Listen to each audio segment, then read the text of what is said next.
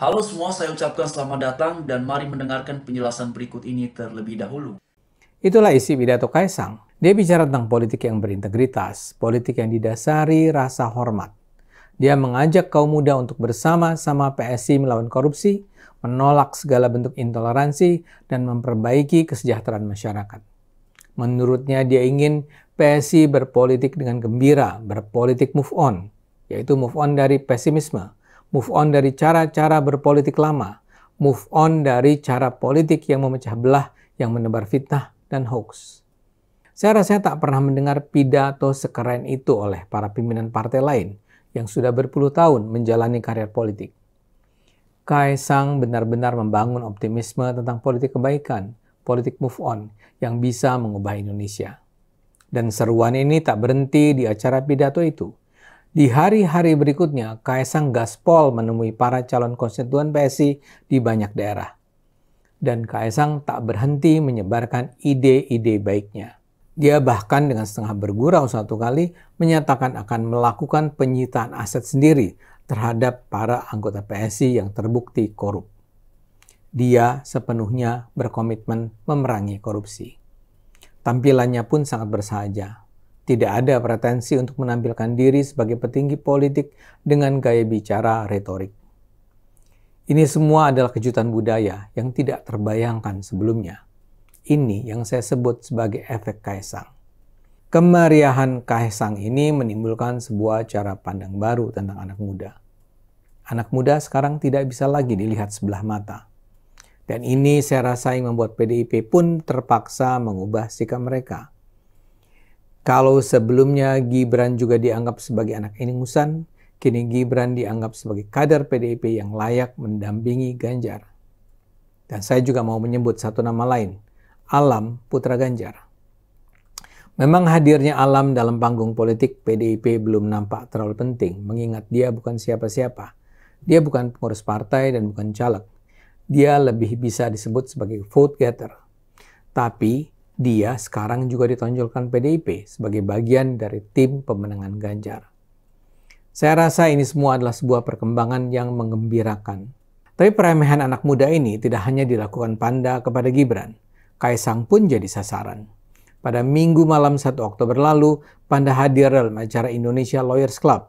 Kali ini yang dibicarakan soal Kaisang yang baru saja dipilih menjadi Ketua Umum Partai PSI. Panda lantas membandingkan perjalanan karier Kaisang dengan dirinya. Menurut Panda, dia 8 tahun menjadi Ketua DPD dan 5 tahun menjadi Ketua DPP PDIP. Ini beda sekali dengan Kaisang yang langsung melesat menjadi ketum partai. Dengan lugas, Panda lagi-lagi menyebut bahwa kader seperti Kaisang adalah anak ingusan. Panda Nababan adalah tokoh senior yang sangat dihormati di PDIP. Karena itu nampaknya sikap memandang kaum muda sebagai anak ingusan semacam itu sebenarnya kuat mengakar di PDIP. Dan kalau sekarang Hasto bilang mereka mempertimbangkan Gibran sebagai salah seorang cawapres Ganjar, ini tentu sebuah perkembangan yang melegakan. Saya rasa sedikit banyak perubahan ini terjadi antara lain karena apa yang saya sebut sebagai efek Kaisang. Kaisang jelas merupakan game changer.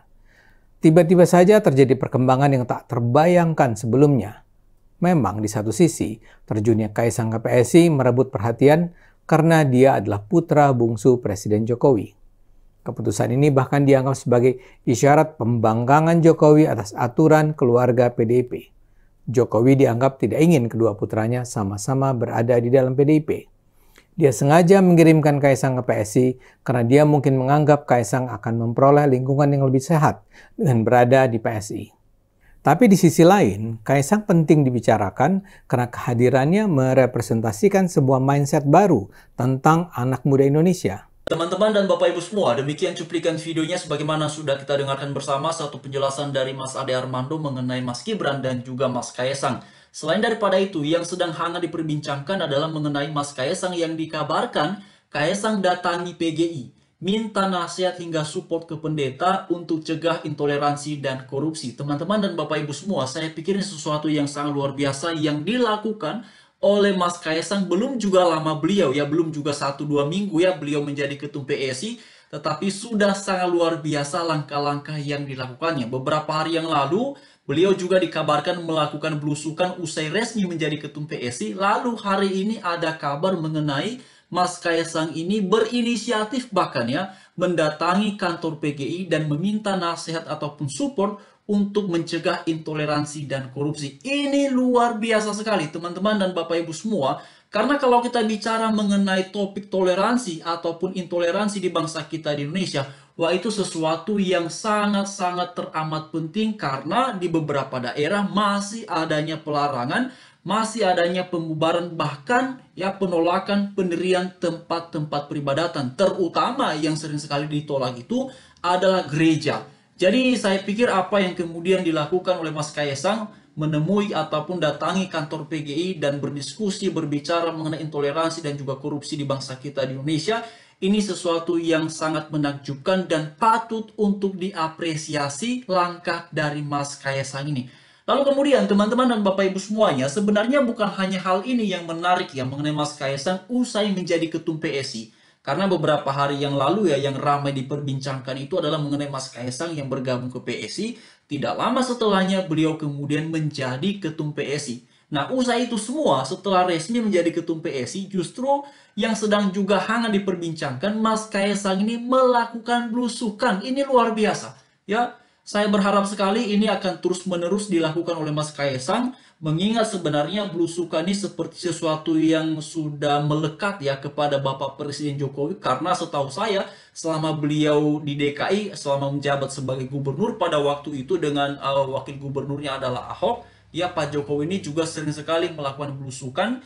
Bahkan juga ketika Pak Jokowi baik di periode pertama maupun di periode yang kedua ini, beliau itu memang sering sekali melakukan belusukan. Nah harapan saya sebagai warga negara Indonesia, tentu semoga saja Mas Kaisang melakukan ini bukan hanya di tahun-tahun politik sekarang ini ya, bukan hanya di awal-awal saja, tetapi semoga ke depan itu bisa menjadi satu komitmen untuk terus melakukan belusukan, karena poin pentingnya adalah untuk mendengar keluhan ataupun persoalan yang sedang dihadapi oleh masyarakat, sedang dialami oleh masyarakat, dan inilah yang menjadi penting sekali. Inilah yang membuat saya secara pribadi sangat menganggap bahwa ini sesuatu yang patut diapresiasi ya.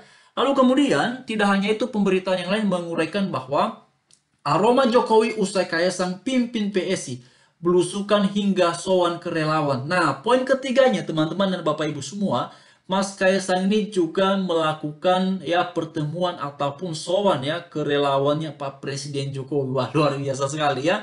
Ini anak muda yang sangat berpotensi ya. Jadi tidak apa namanya ya Bapak Ibu ya, tidak salah lagi ya ketua umum PSI hari ini adalah Mas Kaisang, karena tindakannya ya rendah hati dan juga sangat cepat ya melihat situasi yang sedang berlangsung, dan ini sesuatu yang menakjubkan teman-teman dan Bapak Ibu semua ya.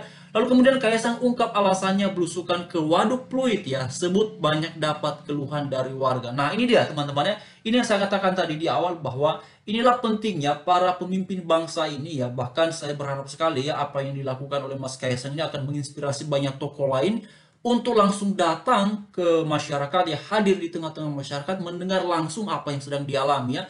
Jangan hanya di tahun-tahun politik ya, kita berharap sekali pada pemimpin ya, siapapun itu di luar sana, ya semoga mereka ya ini senantiasa punya hati nurani yang bersih, yang baik, yang peduli terhadap masyarakat, yang peduli terhadap rakyat, seperti yang dilakukan oleh Mas Kaisang ini sesuatu yang bagus ya. Lalu kemudian Luhut tunjuk Kaisang dan Gibran, anak-anak muda yang bagus sekarang ini ya.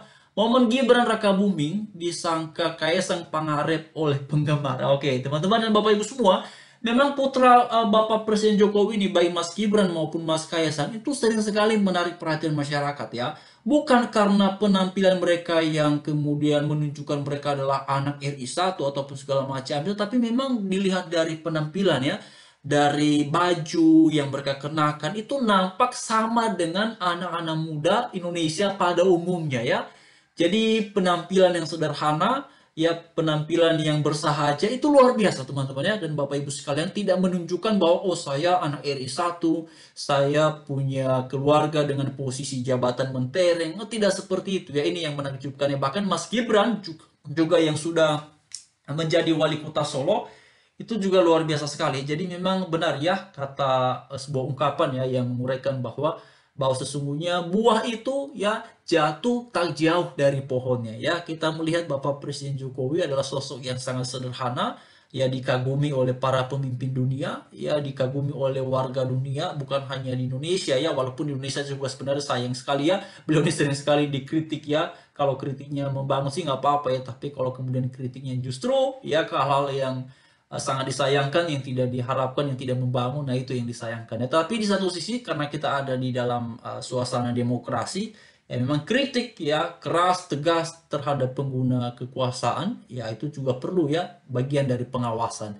Jadi teman-teman semuanya, lalu kemudian Kaisang ingin bawa PSI masuk Senayan. Target saya insya Allah katanya lolos parliamentary threshold ya 4%. Nah, karena beberapa tahun lalu itu ya PS ini kan tidak mencapai 2% ya, bahkan mereka ada di angka 1,8% ya, sedangkan batas minimal untuk bisa masuk Senayan di DPR RI adalah 4% batas minimalnya.